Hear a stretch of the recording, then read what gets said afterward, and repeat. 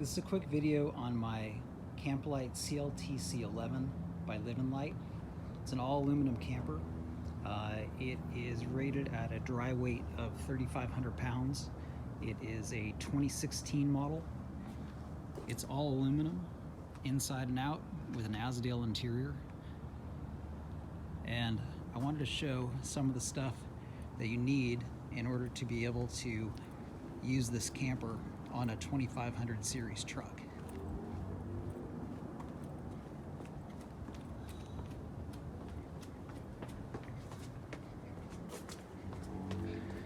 So this is a 2021 Ram 2500. It's not a diesel, it's a 6.4 gas, four-wheel drive. One of the first things that I recommend is upgrading the tires. This tire right here, 295/70 R18, is the only size that has a load rating of over 4,000 pounds per tire. So without these tires, the stock tires, which are rated to do a little over 3,000 pounds per tire, kind of squatted and squished, and I wasn't real confident of them as far as if you hit any debris on the road as far as puncture or anything. But when you go up to these 295/70 R18s with a load capacity of over 4,000 pounds per tire, they don't squish or squat, and they ride perfect.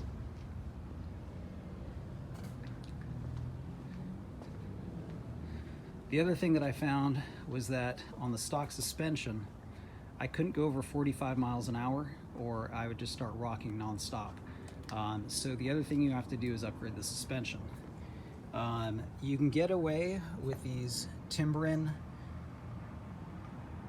booster springs. They bolt right in, about 30 minutes in the front end, 30 minutes on the back end. You don't necessarily need the front ends, but they do help. You can get away with just using the ones on the rear. Or you can do what I've done now, which is upgrade to an airbag system. And I'd recommend the heavier duty Firestone red airbags that are rated to 5,000 pounds. Now, I found that as far as the stability of the truck, riding on these Timbren booster springs, I could cruise along on the freeway at 75 miles an hour, completely comfortable and confident in the steering and handling of the truck. Now that I've gone to the airbags, it is actually a little bit mushier, I guess you would say, and you get a little more body roll on the airbags than you do on these solid booster springs. So with the airbags, I might actually have to upgrade the rear shocks to the Icon fully adjustable rear shocks in order to settle down some of that mushiness and some of that sway. With these Timbrens, you're sitting right on top of these semi-solid rubber bumpers, so it's a very solid ride and handles really nicely. A couple other things that I can show on the CLTC11.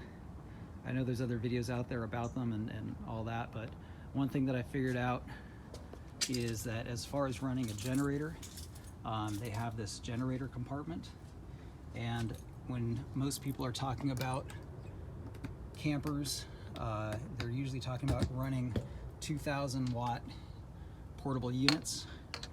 I actually found that this compartment is large enough. If you take off the rear handle of a Honda EU3000, you can actually fit a 3,000 watt generator inverter into this unit.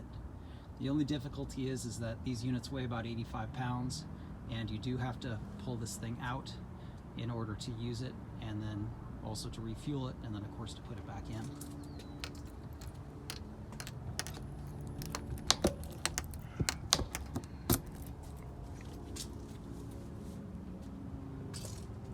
I'll show you a couple other things that were done on this unit. This one actually had a fold-up patio. These big hinges were for a fold-up patio.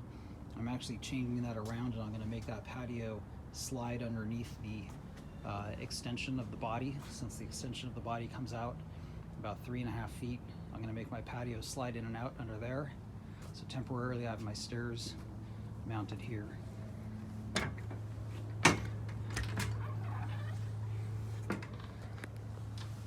These are nice large units, and one other modification that I did that you won't see on other units is I took a Lance bunk bed and shortened it slightly to be able to fit into the dinette of the LivinLite. And now I've got a fold-out bunk that comes out over the dinette bed. So we can actually sleep up to 5 people in this camper now comfortably. 2 in the dinette, 1 adult or 2 children. 2 adults, of course, up in the north-south queen, and then another child up to 100 pounds in this bunk.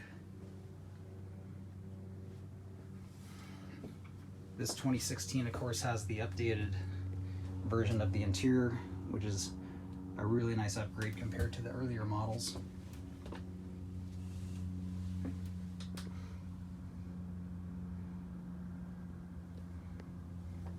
And when the slide out is out, it makes it super roomy.